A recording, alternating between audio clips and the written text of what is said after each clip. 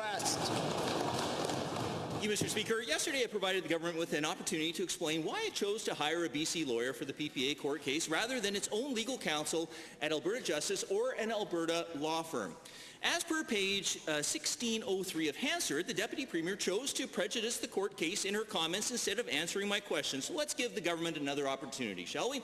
To the Premier, why are you insulting Alberta's legal community by hiring a friend of the NDP in BC instead of tapping into the wealth of capable counsel here in Alberta? Deputy Premier.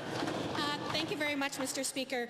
We do have many tremendous lawyers here in Alberta, and we're proud to have many of them employed by the public service in the government of Alberta. Mr. Arve is by far Canada's preeminent constitutional, public, and administrative law expert. He has many proven successful verdicts when it comes to standing up for the public interest, including tobacco, and it was important that we use somebody who's got a proven track record to make sure that they're defending Albertans in this case, Mr. Speaker. First supplemental. Well, thank you, Mr. Speaker. Given that we have just learned that the Associate Deputy Minister for Policy Coordination and Executive Council articled under Mr. Arve in British Columbia, and given that it is a curious connection for sure, and this relationship further creates reasonable suspicion which further corroborates that this government is only interested in working with those with the NDP worldview, to the Premier, do you really expect Albertans to believe that no one was qualified to handle this case in the province of Alberta? Honourable Deputy Premier. Once again, I'll say that we do have exceptional lawyers throughout Alberta, and we're very proud to have many of them working within the public service.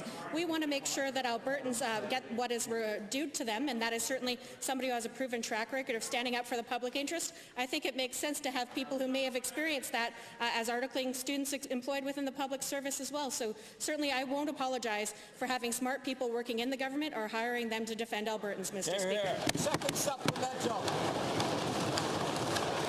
Well, thank you, Mr. Speaker.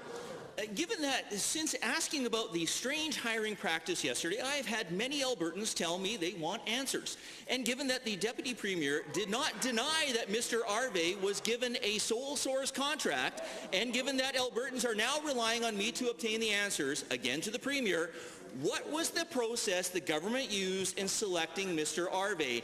Is it a sole source contract? And let me be clear here. How much is he getting paid?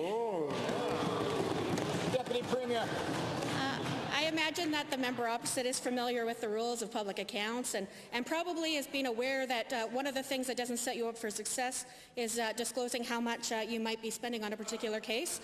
But we will do absolutely what was done and what is practiced as recommended by the Office of the Auditor General around disclosure. We will continue to follow that in terms of the public interest. And yes, where there are times where there is a sole source contract isn't a bad thing. If you're picking the best person to actually move forward with the contract, it I think would be wise. And Mr. Arve is arguably the best interest in arguing for the public interest. We'll be happy to disclose the details monetarily afterwards, Mr. Speaker.